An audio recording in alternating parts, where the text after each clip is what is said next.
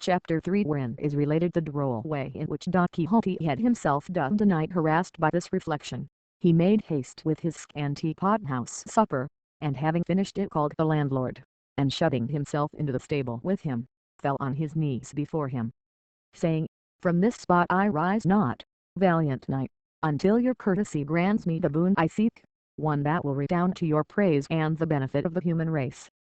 The landlord, seeing his guest at his feet and hearing a speech of this kind, stood staring at him in bewilderment, not knowing what to do more safe, and entreating him to rise, but all to no purpose until he had agreed to grant the boon demanded of him. "I looked for no less, my lord, from your high magnificence," replied Don Quixote, "and I have to tell you that the boon I have asked and your liberality has granted is that you shall dub me knight tomorrow morning, and that tonight I shall watch my arms in the chapel of this your castle. Thus tomorrow, as I have said, will be accomplished what I so much desire, enabling me lawfully to roam through all the four quarters of the world seeking adventures on behalf of those in distress, as if the duty of chivalry and of knights errant like myself, whose ambition is directed to such deeds." The landlord, who, as has been mentioned, was something of a wag, and had already some suspicion of his guest's want of wits, was quite convinced of it on hearing talk of this kind from him, and to make sport for the night he determined to fall in with his humour. So he told him he was quite right in pursuing the object he had in view, and that such a motive was natural and becoming in cavaliers as distinguished as he seemed and his gallant bearing showed him to be, and that he himself in his younger days had followed the same honourable calling, roaming in quest of adventures in various parts of the world, among others the curing grounds of Malaga, the Isles of Ridaran, the precinct of Seville, the little market of Segovia, the Oliveira of Valencia, the Rob Hill of Granada, the Strand of Sanlúcar, the Colt of Cordova, the taverns of Toledo, and divers other quarters, where he had proved the nimbleness of his feet and the lightness of his fingers, doing many wrongs, cheating many widows, ruining maids and swindling minors, and, in short, bringing himself under the notice of almost every tribunal and court of justice in Spain, until at last he had retired to this castle of his, where he was living upon his property and upon that of others,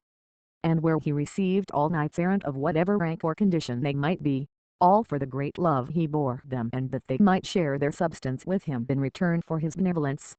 He told him, moreover, that in this castle of his there was no chapel in which he could watch his armour, as it had been pulled down in order to be rebuilt, but that in the case of necessity it might, he knew, be watched anywhere, and he might watch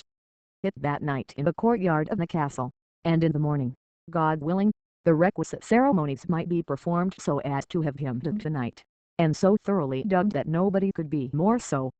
He asked if he had any money with him, to which Don Quixote replied that he had not a farthing, as in the histories of knights errant he had never read of any of them carrying any.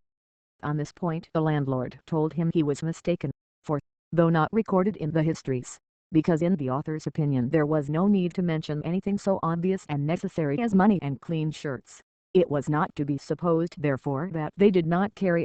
them, and he might regard it as certain and established that all knights errant about whom there were so many full and unimpeachable books carried well-furnished purses in case of emergency, and likewise carried shirts and a little box of ointment to cure the wounds they received.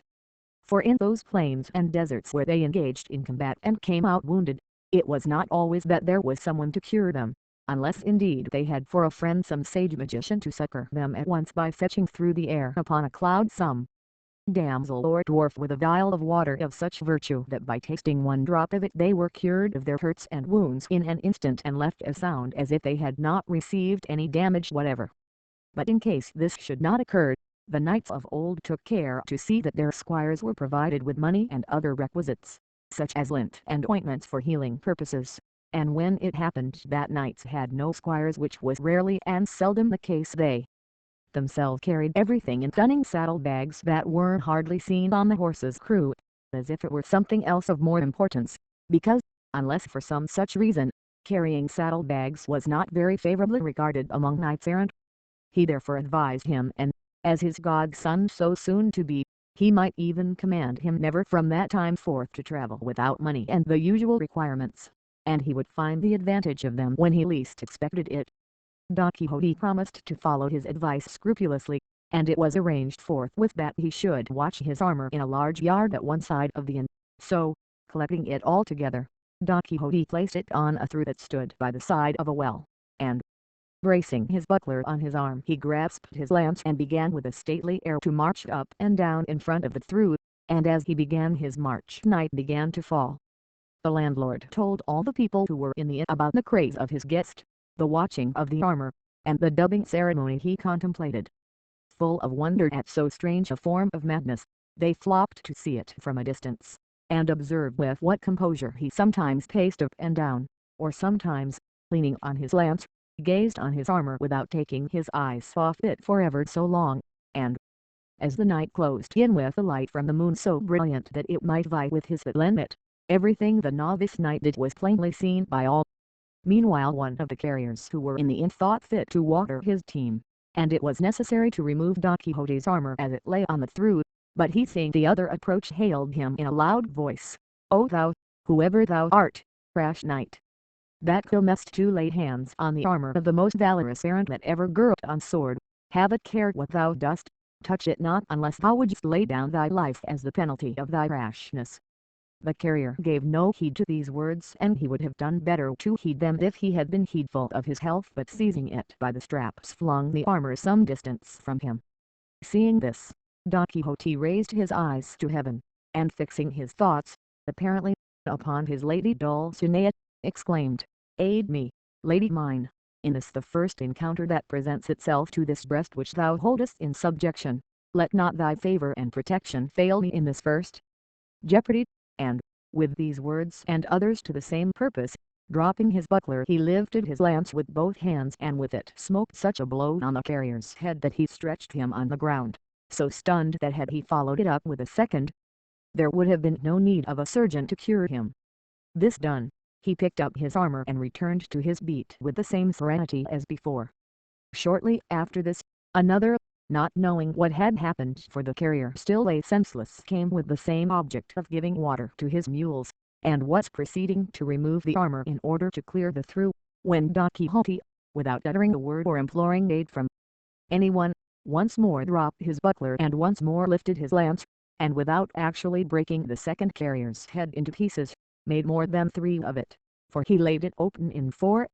At the noise all the people of the inn ran to the spot, and among them the landlord. Seeing this, Don Quixote braced his buckler on his arm, and with his hand on his sword exclaimed, "O Lady of Beauty, strength and support of my faint heart, it is time for thee to turn the eyes of thy greatness on this thy captive knight on the brink of so mighty an adventure." By this he felt himself so inspired that he would not have flinched if all the carriers in the world had assailed him. The comrades of the wounded, perceiving the plight they were in, began from a distance to shower stones on Don Quixote, who screened himself as best he could with his buckler, not daring to quit the through and leave his armor unprotected. The landlord shouted to them to leave him alone, for he had already told them that he was mad, and as a madman he would not be accountable even if he killed them all. Still louder shouted Don Quixote, calling them knaves and traitors, and the lord of the castle, who allowed knights errant to be treated in this fashion, a villain and a low-born knight whom, had he received the order of knighthood, he would call to account for his treachery.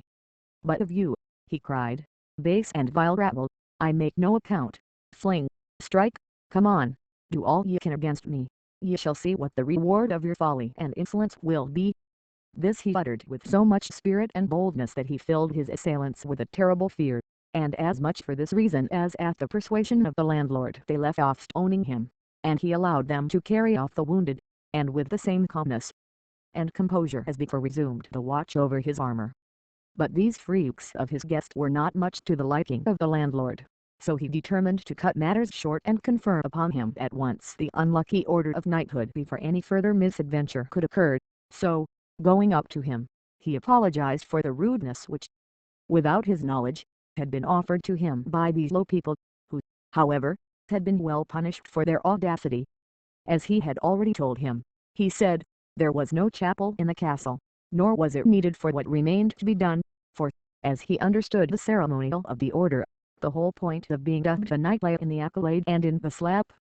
on the shoulder, and that could be administered in the middle of a field, and that he had now done all that was needful as to watching the armor, for all requirements were satisfied by a watch of 2 hours only, while he had been more than 4 about it.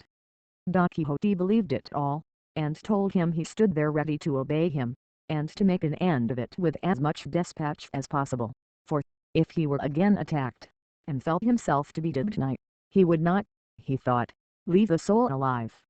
in the castle, except such as out of respect he might spare at his bidding.